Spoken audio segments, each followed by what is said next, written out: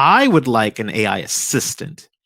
I would love to design a product where when I'm writing music and I know that I lack in my weaknesses, I can ask this AI assistant, hey, with this E flat minor chord, can I do this? Can I play? And I play it, and it helps me along the way. It's like, well, I found some stuff online, and I thought that you might be this. Let me pull this in, and it does like a MIDI drop, and then says like, do you like this? And I'll say like, no, I don't think I like that. But what if I did this instead?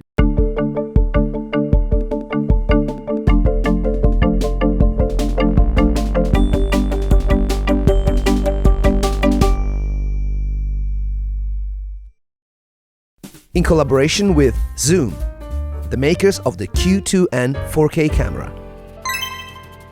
Chase, first of all, nice to meet you. It's very kind for you to join us at this conversation. My name is Simone. I am from Audio Modeling. I am a partner of Audio Modeling.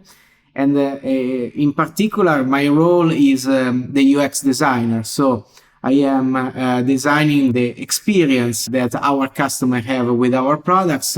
That is a job that usually ends up with a lot of UI design, but not only, we need to design the entire experience, understand the real needs of people that are using the products.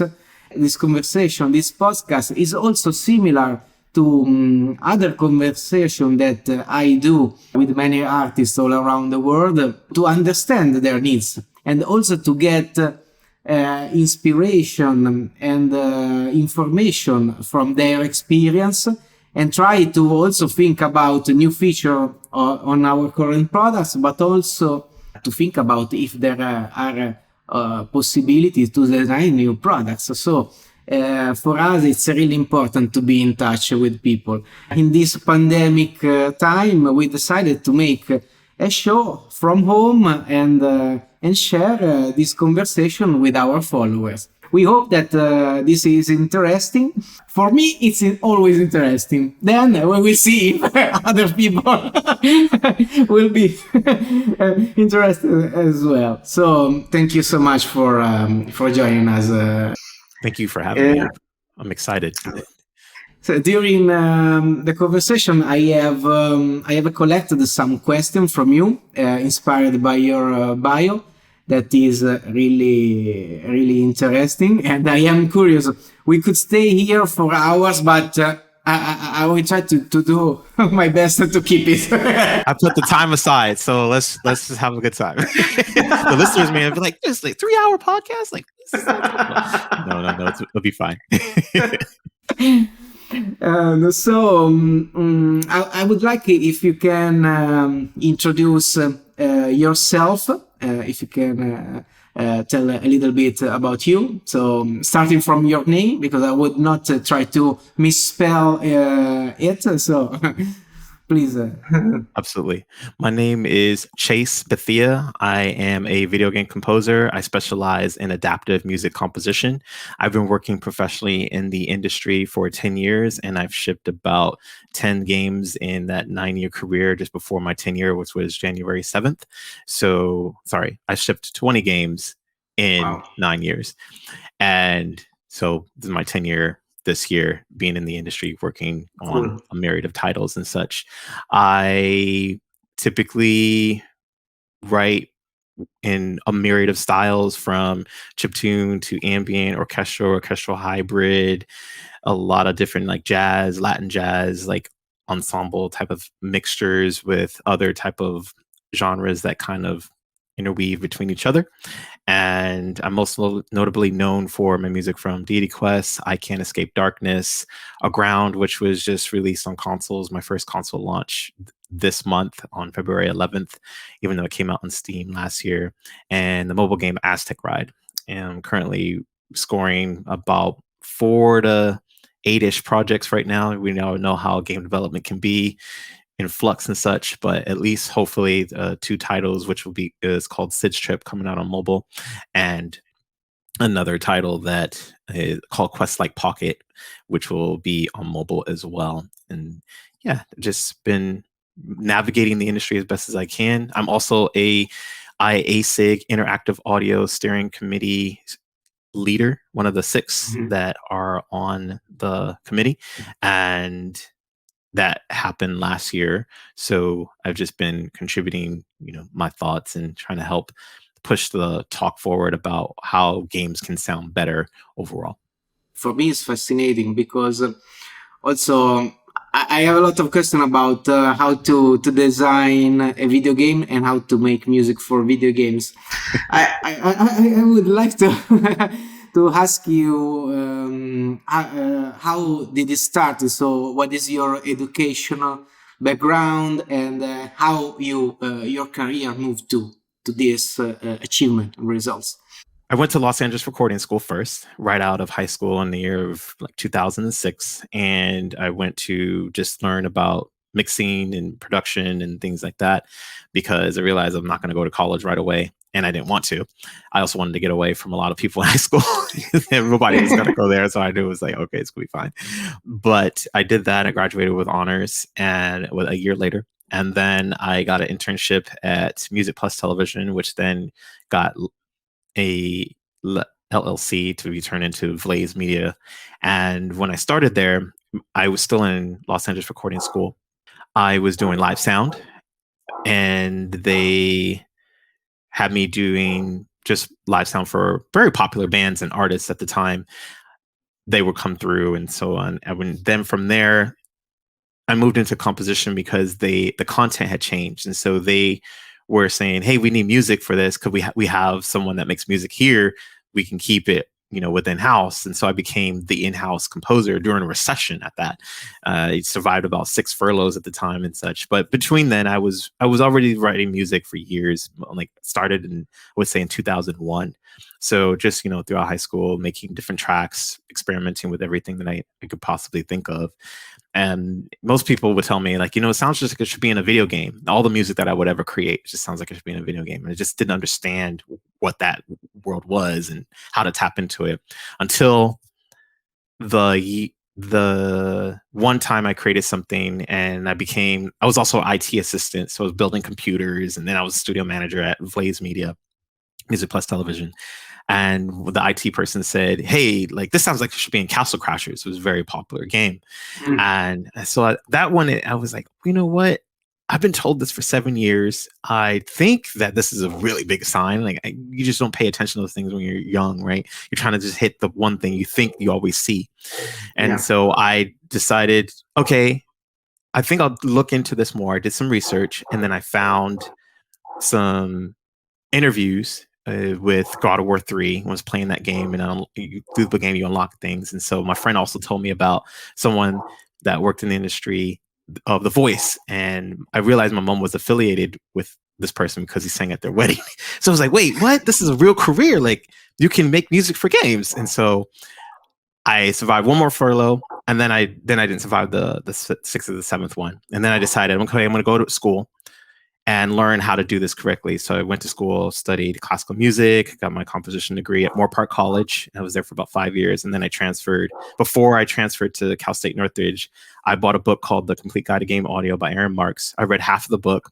I understood exactly what it was saying. It said, put your music out there, go to these websites that were popular at the time. They're probably not there anymore.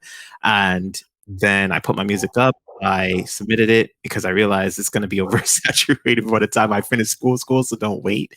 And I did it. And then my portfolio I was trying to build a portfolio.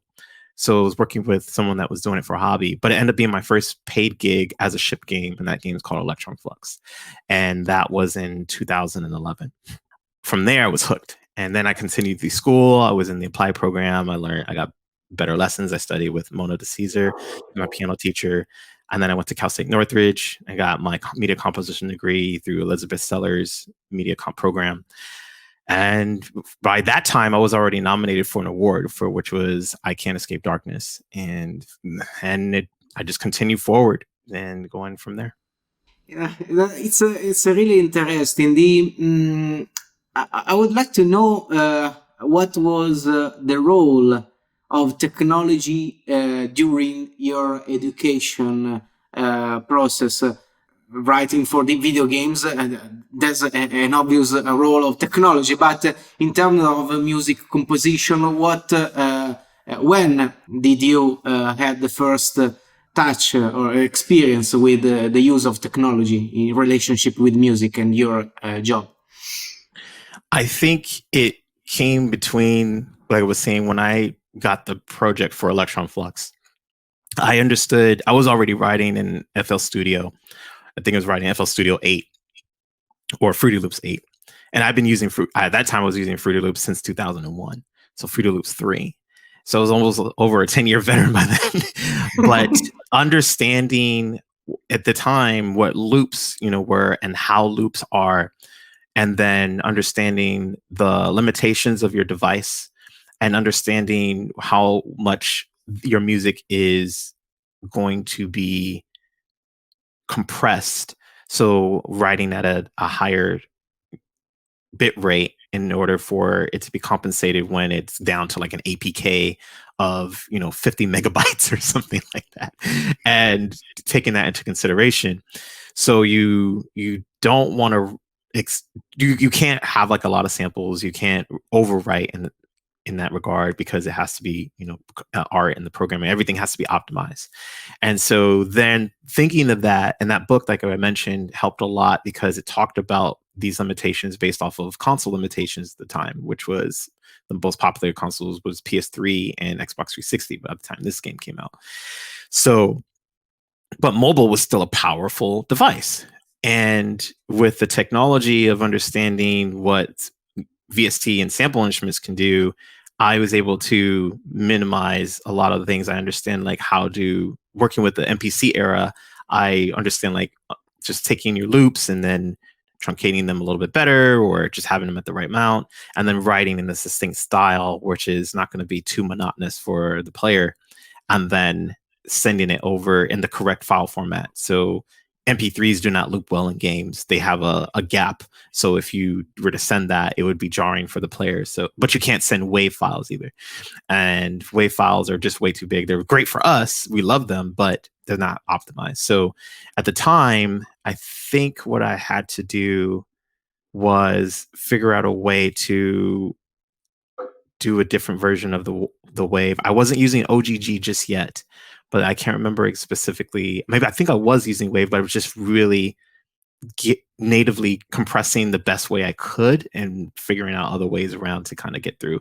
And I had a little bit of leeway. Luckily, the developer let me utilize that file format, but it was only 6 tracks and maybe like 15 sound effects. So it wasn't terrible. But it wasn't obviously the best, utilization either, but it worked, and it's still good to this day. So, what is the workflow that you usually have when you start making music for video games? So, can you describe a bit where do you start and how you move forward? What tools you use? Yeah, the way that I have the approach with writing music for games is I typically work with a game design document or some kind of art, or typically I'm fortunate enough to work with very skilled and talented designers that already have a vertical slice or a playable build that I can get a feeling of with just, rudimentary, very basic placeholders with art or mechanics, so I can just play it to feel what the game is kind of telling me. I just came up with this thing as I'm more of like a game whisperer. I'm able to play something in silence and then start to formulate musical themes in my head. And from there, I also play alto saxophone. So if I need to kind of isolate the melody, I typically would go to the piano. It's the first thing I would go to, but alto saxophone was my first instrument. So between those two, I will alternate and decide which one is the easiest to kind of formulate a texture. If I need more things to build what the sound world might be, I play around with a lot of chords.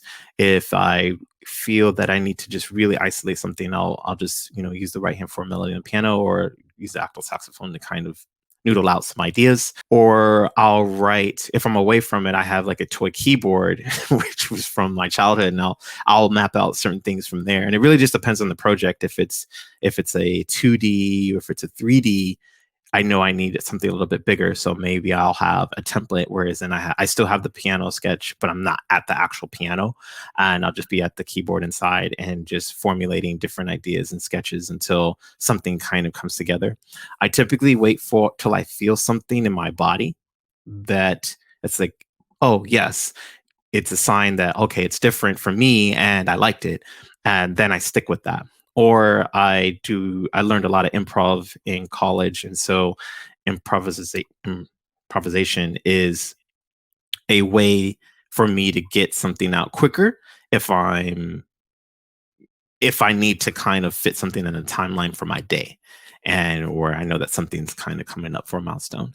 And from there, right now I use Cubase. Yeah. I love it. It's the way that I can really expand my most creative freedom.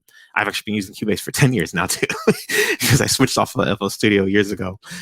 But that is extremely powerful DAW that allows me to utilize the adaptive composition techniques that I like to use now, because I'm trying to extend beyond loops. I'm trying to just write in layers. So I write in a vertical or horizontal layer, just because I'm always thinking about the player first. I am a player first. I've been playing games since I was 6. Most people start their first instrument at that age, but that was my instrument. So I understand what that feels like to be a player and know how it's progressed through the years to feel what's going to be right and how to push it forward for the future in that regard, because it's just the instinct that I typically have.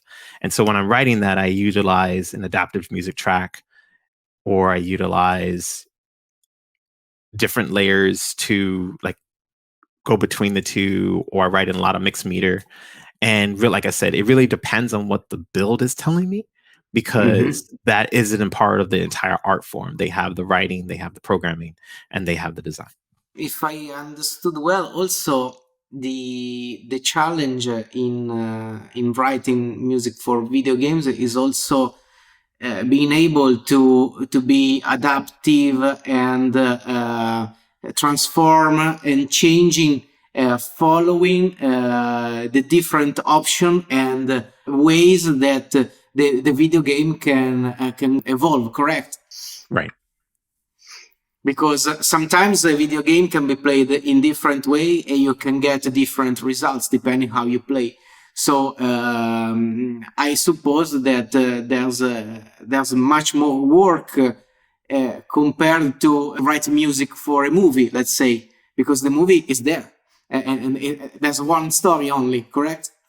Yes, exactly. You know where the movie is going to go. You never know what we design the game, but we never really know what the player is going to do at a certain speed. And so things need to kind of adapt to that to enhance and really level up the player experience overall. And so you've got to really be a designer. You're a composer and you're a writer, but you really need to think in a design format to comprehend, okay, before I write any notes, really, what is the direction that I can take? And this is what will trip up a lot of composers, is because they typically won't have that design mentality, because they might not have the practice, or the homework isn't utilized in the expansive way. And that's why I play a lot of games. I own over 790 video games, physical copies from all the eras. And because I know I'm going to learn something from them, and they've already kind of been utilizing the technology in between. But you need to plan out what you're going to do before you do it, literally before you write. So it's like a 2-part writing format, on top of which what you probably are already struggling with some kind of writer's block, if you have that in that regard. So it's a challenge. It's like 3 steps up above. I'm not taking anything away from film scoring. That's still difficult. I tried it. It's not for me, but it is an art in itself. And then especially what if the game an orchestra or anything, then now I have to adapt to those type of things too. So I already wrote the music, I designed it different layers, I wrote it vertical, horizontal, but now I need an orchestra to perform it in these fabrics. So it's like an onion, I'll give you that, but there's layers and there's layers and there's layers.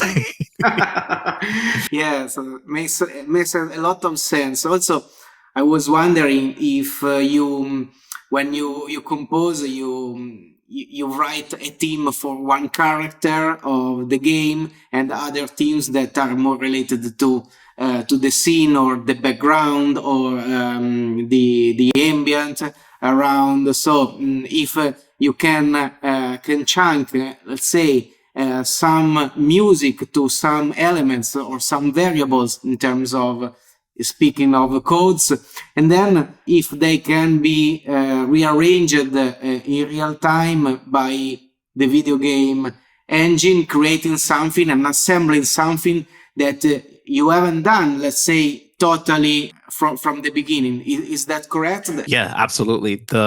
It really just depends on what we discuss as a development team that we're trying to achieve for the player to experience. Even though we may write something, things will change in the development cycle overall in production. It just happens. We may have one idea and maybe that idea doesn't work and we go back to the drawing board, or we have another idea and that idea works, but then we want to add several other ideas because we think it's also awesome. And the cool thing about what I love about being in the industry right now at this moment is that everyone understands, and almost everyone understands, that demoing your game to a certain point before it's finished to get feedback from the players that aren't a part of the development production, obviously, is crucial to understanding what the game actually needs more of, besides you just being in the bubble of focusing on trying to get all the ideas implemented and seeing how that works and then releasing it to ship. It's actually pretty incredible. It's almost like in the music industry, we used to do all these things and then have 3 singles and then lay them out and then you get the album. But now you can have so many singles, and then if you want the album, you can get the album, right? Like we've kind of done that in the music industry already. And so I kind of correlate that to games doing that iteration in that process, at least with independent developers. Mostly they understand that, hey, demos are crucial, beta testing is crucial along the way, to have a select few of papers to get better feedback from the outside of what's coming in, because when you're all here, then you don't really know what people will like, and then you ship something and then it doesn't really work out. And those are how it's actually really it almost excites us as a team, because we understand what the relationship in the communication to make it even better. Yeah, it's absolutely true. Also, I can tell that we use a similar approach in designing our musical instruments. We start from an idea, then the more we develop the idea, we try to validate it in many ways, with mock-ups and then with simulation, working prototypes. And the more we code, the more we shape and we create the product, the more we demo and submit to user, to a wider audience gradually, to have more feedbacks, because at the beginning you get the most important feedbacks. Then extending more and more, you will be able to refine and to make more perfect what you have done from the beginning. So it's the same thing. Also, we started with public betas because they are extremely important. When we think that it's in a good shape that can be tested by not professional, and then we ship as a public beta. So yeah. I mean, it's both software, right? Video games is software. Yeah. Musical instruments is software. It only makes sense that you would demo it out, appropriately. Yeah, and also in English, play a video game or play music is the same verb. It's so true. Yeah, in Italian we use different verb to say play a video game or play a guitar. So it's curious. Absolutely, absolutely. Another part of your bio that caught my attention, that you worked on the pre-production for a virtual reality company who released the Jurassic World VR Expedition. So my question is, if you can describe a bit that project, and what were the challenges, and also the role of technology, and how the music interacts with in a VR context. Yeah, absolutely. So I was subcontracted by Happy Mushroom, who is a fantastic art studio, and they actually pulled me in as the sound person to, in a sense, almost consult, but draft ideas for a pre-production product that ended up being Jurassic World VR Expedition. And it was an 11-day sprint. I mean, I only had 11 days to conceptualize and get approved assets for this iconic IP. And I have to say it was pretty challenging. It was interesting too because I was just coming off of a different project with a friend of mine for a piezo type of a piezo, what is it, IP, Starfinder. And so it literally was off that one weekend and started like Monday at VRC because Happy Mushroom had contracted Happy Mushroom. And so I was with that team and I was in Unreal Engine and everyone was working. I was working with the art director who was on Maleficent and a couple other big movies as well. I brought my hard drive of sounds and music things, and I was just really trying to conceptualize these obviously those sounds that everybody typically knows. So in that time, we're in meetings every day. I'm driving down into Los Angeles, and I'm thinking like, wow, this is really going on in this production. But to understand what pre-production was something I was not familiar with too much. And pre-production is something that radically changes almost every 2 hours. We think we want this. No, whatever meeting we had, we're not doing that anymore. Now we're doing this. Now tomorrow we're doing this plus 3 other things. Oh, but by the way, you better be in that meeting too to do that. Oh, and you still got to get the work done. And I'm like, in 11 days? So I freaked out for the first 5 days. I even went in on a weekend, but that weekend saved me. And when I went in on that weekend, I actually finished a day early. It finished so fast and because they had investors coming in and it was a whole different meeting setup that was kind of going on, that they told me to come. I said, okay, well, I'm done. And I tried to learn different art. I started learning like art assets to like help out with, because they were kind of behind, but because I finished, and I sat side by side with the art director the days before, and he was like, wow, you're really fast, because I'm flying through Cubase doing these things and implementing the music into the system and giving feedback and testing the VR technology that was HTC Vive at the time, which is still around, but knowing the limitations again about like it doesn't accept 24-bit, it can only work with 16-bit, and it can have WAV files, and how do these WAV files interact with the nodes and the blueprint system and the hierarchies and the workflow of pushing in a repository so that everybody is getting the checks and things are kind of working together. So you do the sounds, you do the music, and then you immediately try to test. You push it to the repository, and then you demo it on the headset. You put it on, you listen, you figure it out. It's good. You move on to the next thing. Rinse, repeat, rinse, repeat.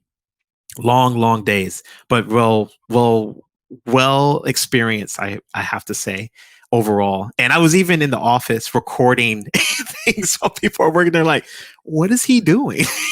I have a Zoom recorder just trying to say, okay, I think this is going to work here for this thing. And they're like, okay. And so I was like, well, this is what I was doing, just so you know, to try to at least mimic that feeling. But like I said, they even brought me back the extra day. I was like, you're done today? No, come back tomorrow. I was like, but I don't have anything to do. So I went there and I only stayed like a half a day. I was like, I can't, I already help with art and stuff. I don't know what else to do. I think I'm going to go home. But I was pretty proud to finish in that sprint in that time. And it was the most greatest experience I could ever ask for. I would do it again. It was actually really great. What was your main task in terms of making music for VR? What did you have to do? If it was different from your usual workflow of making music for video games? Yeah, absolutely. I actually didn't get to create any specific music for this project. The focus was on just making sure that the sounds were all correct and best as they can be. I consulted with music direction, and I did implement the music in there, but of course it was music that was already written for the scores that we all know. And so you have to have them in that regard. They have to be mono because you need to be able to move things around because the player's head is always moving around and anywhere. The environment is also moving, in this case, with you.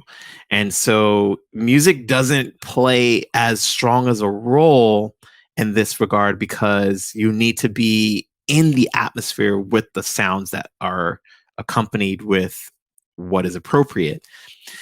That was what I had suggested to them. I did play it. I did go to Dave and Buster's and I played it before the pandemic, and I think they listened because, like I said, I was only on pre-production. I wasn't on production till the finish. Yeah. Whatever happened after that, they did what they wanted. But I believe that's typically how you have to stem out your tracks. You write your music, and then they have to be in mono so that you can move things around where they need to be. I think that's actually a little bit cool because you're not bombarded with like, hey, what's going on? And you feel this feel. And because sometimes not everything is going to fit for that moment for every single person. Not everybody's going to agree with it. So if you have things that are fading in and out and are more distance based and appropriate for the moment, then you can implement that rather than just throwing like a stereo track in there and then just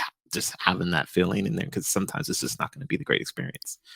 In my very poor experience, and I'm not an expert, but I have a PlayStation VR headset because I like to to experiment, and I can tell that to me, the more the game. And also the music, the background that has been created is familiar, or I would say the more you get information that are not too weird or artificial, then you are comfortable and you can play for hours. But the more the game is abstract, or you get sounds and I would say information that are not totally natural, organic, that we are used to, then you start feeling not very good. You start getting uncomfortable. You have some pain in your head. What do you think? I think that you need to research the best way to make a natural environment. Yeah, absolutely. And even so, VR music writing, I feel, is even a step up of a challenge. That's why adaptive music composition is really important, because if you think about your everyday, a lot of people do a lot of different jobs, and not everybody listens to music all day, all the time. So if you're trying to replicate an experience, whereas if you're playing something that music is always happening, there is, like you said, a sensory overload. But if there are music moments, whereas we're trying to interweave what film does at the time, and then have it also not be there, when it's typically you're playing the game, like spotting sessions in that regard, then I believe it becomes a little bit easier to digest and a little bit more potent as human feelings and emotions may tap into for those moments when they do happen. So you're absolutely right. Like sensory overload is something to be cognizant about overall. It's not like you can just, when you're playing something that's side scrolling or a 3D world that you're not having a VR headset for, it doesn't need that much attention for those things as much as it would be for this, the environment that you're in. Sound overall, like sound design, yes, because if things didn't make sound, then your brain would just be confused, like, well, I hit this and it usually makes a sound. Why didn't it do that? So, but music, to have that is something to be just very well approached and navigated in a nicely fashion.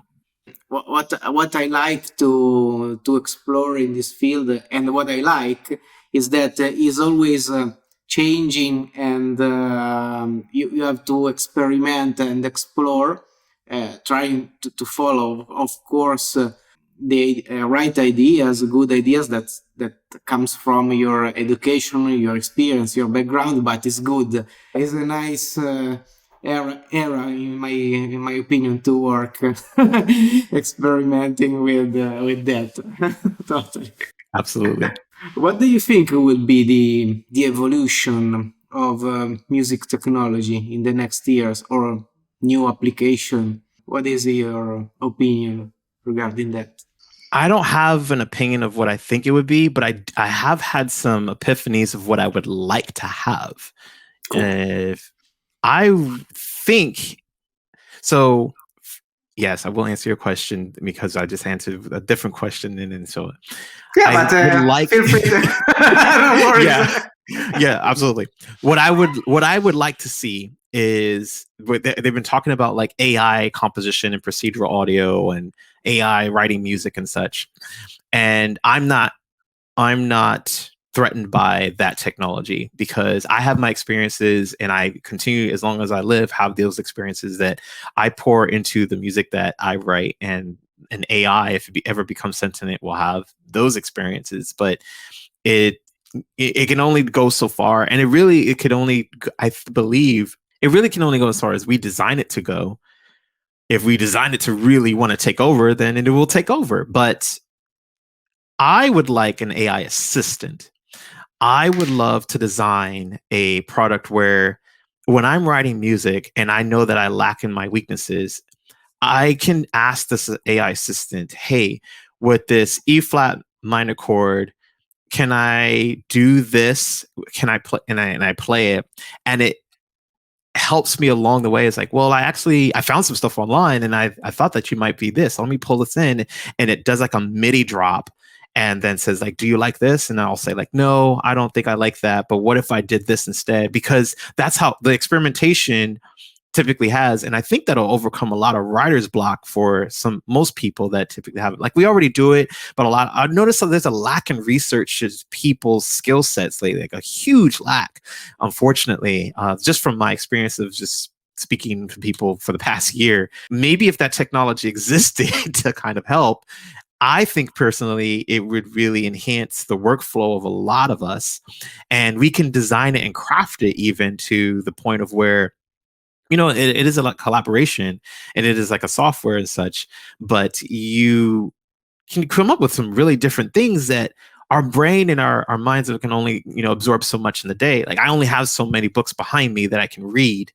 but if it's reading that stuff for me and thinking, like, you mentioned that you'd like this person or inspiration, like, did you know that they use this melody style or this theory set for this? And I'm like, no, I didn't. This would be really, really cool.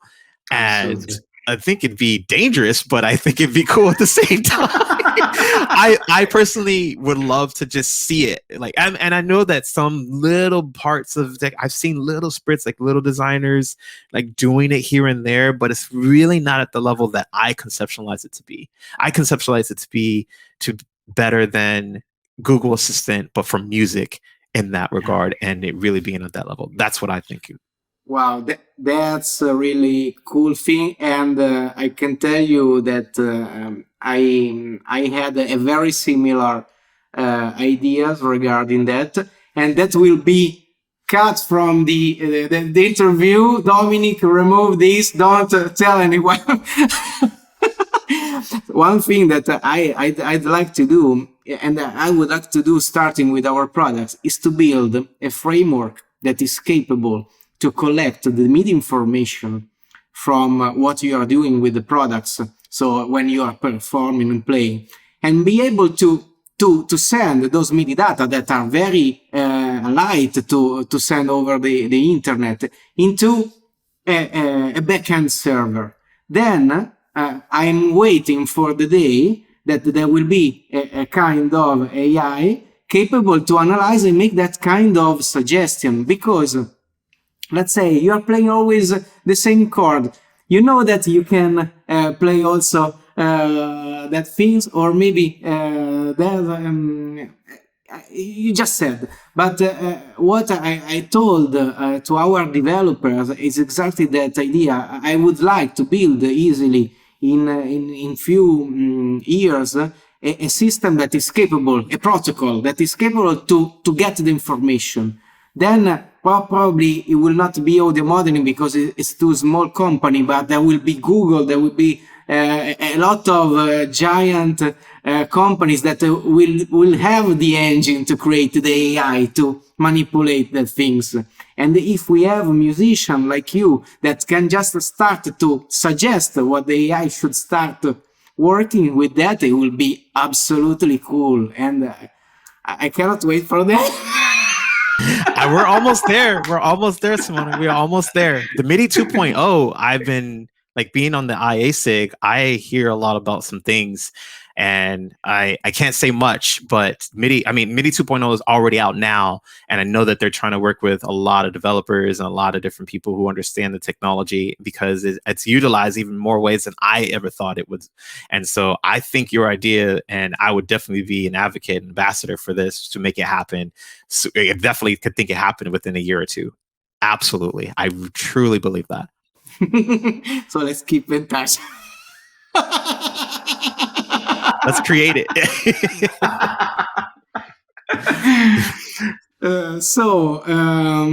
I would like to stay here with you for the entire day, but I won't not bore you for for too long.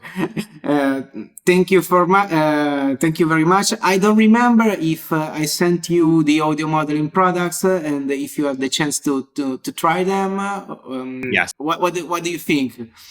They're so great. Wow. I was a conductor's assistant, so I've been able to be around the orchestra for like 2 years every single week, and hearing the technology of how that you just have the expression like really down, and the vibratos within the instruments. It's incredible. I'm really, really, really, really impressed. I understand what, like, a few of my composer friends, what they really said is like, no, you really need to try this and have this integrated, and it really makes a massive difference with the musicality. Obviously, nothing beats live musicians, but this is the second best thing I would say that's they can sit next to each other.